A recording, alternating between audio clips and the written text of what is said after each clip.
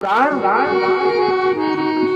है, इसमें क्या क्या है महात्म में बता दिया। अब बता रहे हैं कि श्रीमद् भागवत महापुराण में 12 स्कंद हैं, 335 अध्याय है। इसमें 335 अध्याय, 12 स्कंद और 18,000 श्लोक हैं।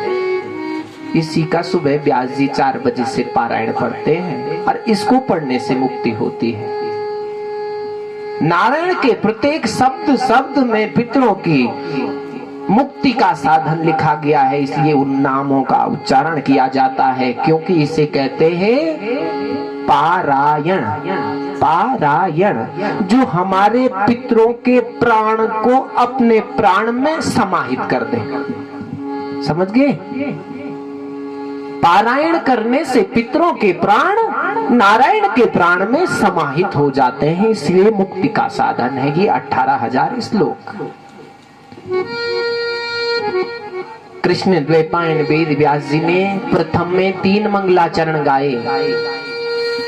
तीनों ही बड़े सार्वभौम हैं। पहला है वंदना। पहले क्या किया जाता है? जब कोई मिलता है तो हम क्या करते हैं? वंदना करते हैं ना, प्रणाम करते हैं। क्या होता प्रणाम करने से? क्यों करते हैं हम? अभिवादनशीलस्य नित्यो वृद्धोपसेवनम् चत्वार तेषां वर्धन्ते आयुर्विद्यायसो बलम्। क्या हुआ? क्या कहा मैंने? आप सीधे इधर देखिए हैं सब। अभिवादनशीलस्य नित्यो वृद्धोपसेवनम् चत्वार तेषां वर्धन्ते आयुर्विद्यायसो बलम्। प्रणाम करने से क्या हुआ? क्यों ले गया रन हमारा? प्रणाम ब्राह्मणों को किया जाता है पहलागन, और संबंध जिसके साथ होगा उसको कहते हैं शमन्या। सम्मानित के साथ पहलागु, और जो समान है उसको कहा जाता है शमन्या। मतलब हम और तुम एक समान हैं। और पहलागु का अर्थ है आपके पैरों में हम प्रणाम करते। तो क्यों करते हैं? अभिवादनशीलस्य नित्यो वृद्धोपसेवनम् चत्वारि तेषां वर्धन्ते आयुर्विद्यायसो बलम्। इस प्रणाम को करने से 4 चीजें बढ़ती हैं हमारी। 4 चीजें बढ़ती हैं। क्या क्या? आयु। सबसे पहले आयु बढ़ती है हमारी प्रणाम करने से। दूसरा विद्या, तीसरा यश, और चौथा बल। देखो, एक हाथ जोड़ने से जब 4 चीजें प्राप्त हो रही तो क्या हर्जा है ऐसा करने में? प्रणाम करने में कष्ट होता है। पहला प्रणाम किसके लिए कहा मैंने कल? नमस्कार। और प्रिया भानु, सुबह उठ करके सबसे पहले भगवान सूर्य नारायण को नमस्कार करना है, तब अपने माता पिता को, अपने गुरुजनों को, अपने वृद्धों को प्रणाम करना है। वो आशीर्वाद देंगे, कोई लट्ठी नहीं मारेगा आप पे। बच्चे ज्यादा जोर से गौर से सुने हैं, बेटियां आप ज्यादा गौर से सुनो। क्या कहा? प्रणाम करने से 4 चीजें बढ़ती हैं, आयु, विद्या, यश और बल। आप अपने माता पिता को सुबह उठ करके, अपने गुरुजनों को सुबह उठ करके, उन सूर्य नारायण को सुबह उठ करके प्रणाम करेंगे, आयु बढ़ेगी, विद्या बढ़ेगी, यश बढ़ेगा और बल बढ़ेगा। इसलिए सब प्रणाम करेंगे।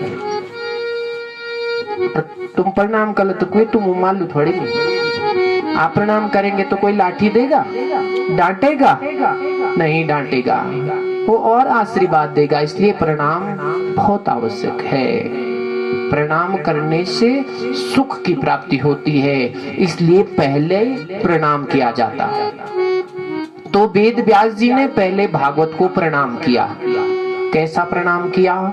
जन्माद्यस्य यतोऽन्वयादितरता सार्थे स्ववेज्ञ स्वराट् तेने आदि हृदयादि कवये मुह्यन्ति सूरयः तेजो वारि मृदा यथा विनिमयो यत्र सर्गो मृषा धाम्ना स्वेन सदा निहस्तु कुहकम् सत्यम परम धीमहि।